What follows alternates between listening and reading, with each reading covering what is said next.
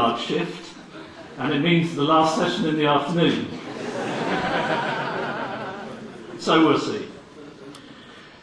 This paper brings Fethullah Gülen's teaching on religion, globalization and dialogue into comparative conversation with the thought of the historian Arnold Toynbee as mediated by reference to the contemporary global situation. This is done on the basis of an argument that there is much within Toynbee's thought that resonates with and can also illuminate Gülen's thinking and work, and that both are pertinent to our current global context. In many respects, they're quite different figures. Gülen is a product of Turkey, formed by Islam in such a way that it's been a constant and fixed point of reference for his own personal life, his interpretation of the world, his teaching, and his actions. By contrast, Toynbee was a product of the West, born in Victorian England, into what he later described as an ordinary Anglican upbringing at home and school, and in which later he drifted into a position of disbelief in the existence of any transcendental reality, until a personal life crisis gave him an experience of divine reality that thereafter profoundly shaped his interpretation of history and contemporary affairs. By contrast with Gülen, although he was sometimes treated as a sort of guru figure, Toynbee was not a religious leader or a theologian, but in a way that's rare among intellectuals, he made a significant impact as a historian and commentator on contemporary international affairs.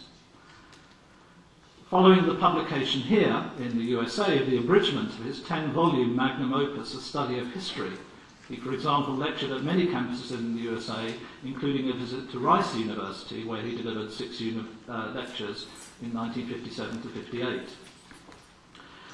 On the level of ideas, both Gülen and Toynbee have in common that in their mature thought, they've become capable of thinking and imagining on a scale far wider than many in the cultural and religious traditions in which they were brought up. In so doing, they've challenged some of the general expectations of their inherited civilizational contexts.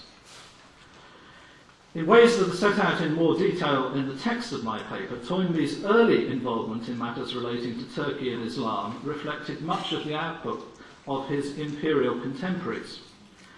But by the 1920s, he began to develop a more independent view, recognizing the importance of the emerging currents of Islamic self-determination. This new evaluation continued to develop throughout the 1930s and 40s, issuing eventually into an essay that I will argue is of particular interest and importance in relation to Gülen and the movement around him. This was Toynbee's essay on Islam, the West and the Future, published in his 1948 book, Civilization on Trial. He considered in it the way in which, quotes, Islam and our Western society have acted and reacted upon one another several times in succession, in differing situations and in alternating roles. He argued that for Islam in the post-war context, there are two alternative ways open to it of responding to the challenge brought by an emerging global and westernizing world. He characterized these by the typologies of response derived from an image in Jewish history in the Greco-Roman era, which he called the responses of either the Zealot or the Herodian. What I'm arguing here is that the way in which Toynbee describes these two possible responses remains of illuminative value today with regard to the movement around Gülen, the situation of Islam in Turkey, and indeed the situation of Islam in the contemporary world. Of the Zealot, Toynbee says he is one who takes refuge from the unknown in the familiar. Of the Herodian, he says he is one who acts on the principle that the most effective way to guard against the danger of the unknown is to master its secret.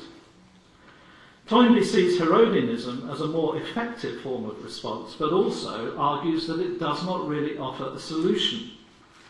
He saw Herodianism as involving a dangerous balancing act, which he described in the following way. It is a form, he said, of swapping horses while crossing a stream, and the rider who fails to find his seat in the new saddle is swept off by the current, to a death as certain as that which awaits the Zealot when with spear and shield he charges a machine gun. Toynbee identified Republican Turkey as the epitome of the Herodian response, explaining it thus, quotes, "Here in Turkey is a revolution which, instead of confining itself to a single plane, like our successive economic and political, aesthetic and religious revolutions in the West, has taken place on all these planes simultaneously, and has thereby convulsed the whole life of the Turkish people, from the heights to the depths of social experience and activity." With the advantage of a hindsight that Toynbee did not have, he died in the mid-1970s, we can see that an Herodian stance is continued by secularists, while a zealot reaction of an Islamist political ideology has also emerged.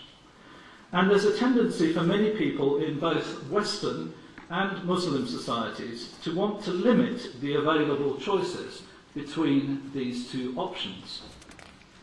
The question of how to navigate through the insistence on these alternatives that can often be found among secularists, religious traditionalists and new Islamists alike is a central part of the challenge facing Gülen and the movement associated with him. It's arguable that his teaching represents an attempt to find another alternative path. But of course, steering for a middle or a third way is a project that is fraught with difficulty. In politics, third ways have often been viewed with a certain scepticism, on the basis that in the end they've turned out to be not a third way after all, but rather a variant on one or other of the dominant ideologies. And there remains a possibility that this may become the fate of the movement around Gülen. At this point in time, the outcome cannot definitively be known. But what is significant and potentially creative with regard to Gülen and his teaching is that the middle way he advocates is not a mere compromise road, but one that is rooted in a particular understanding and application of traditional Islam, in which Islam itself is identified in terms of a middle way. Thus, as Kuru argues, Gülen does not try to create an eclectic or hybrid synthesis of modernity in Islam, or to accommodate the hegemony of modernity by changing Islamic principles. What he does is reveal a dynamic interpretation of Islam that's both compatible with and critical of modernity and Muslim tradition.